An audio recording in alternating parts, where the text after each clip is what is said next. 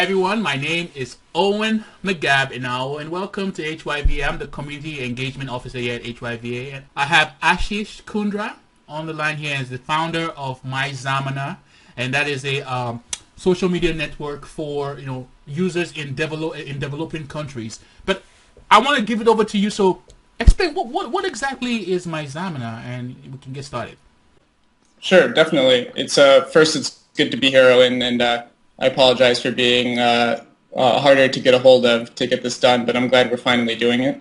Yeah, me too. So MyZamana is a social discovery site for users in developing countries. In short, it's a social network for meeting new people. And the majority of our users come from developing countries. Our largest country is India. We also have users from Slovakia, Slovenia, Vietnam, Hungary, etc.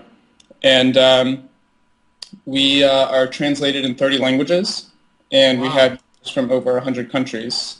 And so let me give people kind of a scope of, a way to to understand like how many users you have. If you're willing to talk about that, what kind of users you have right now? How many users do you have on your site now?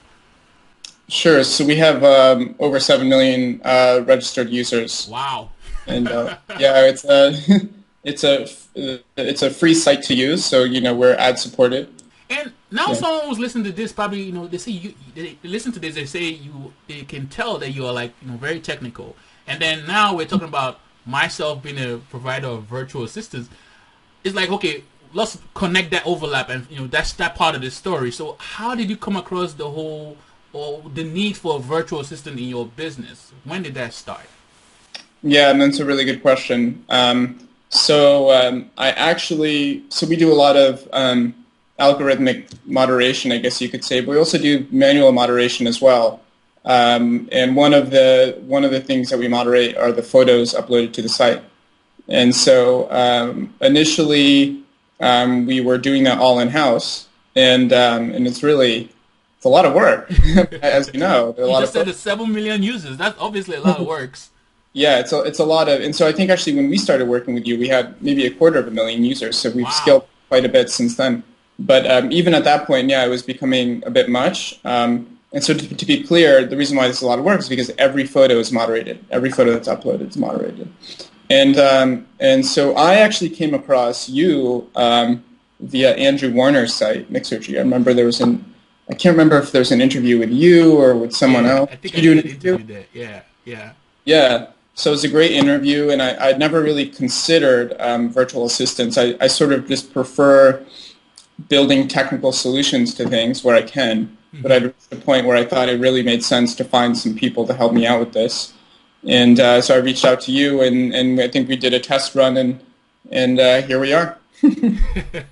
And just so everyone who's listening to this understands that in your business, what you wanted to do is, because you're creating a site where people from developing countries can all come together, you wanted to make sure that the highest quality profiles are put on there, and you wanted to make sure that these are real people, not just anybody just spamming this stuff. Real people quality. So instead of just automate it all together, you wanted to add this human interface in there to make sure that it's really quality approved, that everybody in your site is a real human being, and hence increases the interaction and engagement with people, because they know one person is talking to another person is a real person, is not fake.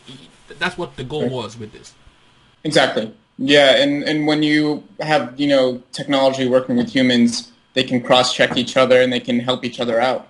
So I'm able to ensure that our moderators make better decisions because of the code giving them cues, and likewise the moderators are able to check the code and see, hey, this code is marking everyone as a questionable user that looks fairly normal. So it's nice to have those play hand in hand.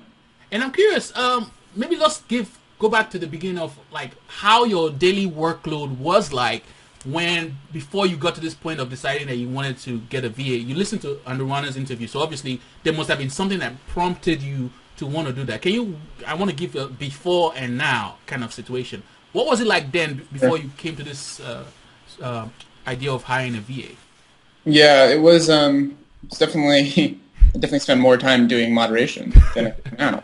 I mean, it's sort of, that's the most basic answer. It's we changed our systems a lot over the course of our working with you, and I think our systems now are much more effective and efficient than they were back then. Okay, so I want you to tell your experience so far. How would you rate your experience so far? And anybody who's considering probably hiring a virtual assistant, what would you tell them to do to get started? I'm just curious. Yeah, sure. I think I've had a very good experience so far. I would say the first thing you need to do is find someone that you find can communicate well. That's really important. For example, you guys send an update in the morning and the afternoon. I think that's great. And whenever I need to get in touch with you guys, you're always very responsive. So I appreciate that. And so I'd say that's the first thing, find someone communicative. And then the second thing would be find someone who does high quality work, and as much as you trust them, monitor the work. And just so everyone who's listening, I was actually wrong on the date of how long we've been working together, but you've been a client of mine for the last 2 years. That is something. Yeah. Yeah. Thank you very much. And anyone who's listening wants to check out your website, where's the best way for us to send them over to? Sure. myzamana.com, myzamana.com. Thank you very much, Ashish. I really appreciate it. Thank you very much. Thank you, Owen. It was great talking. Bye.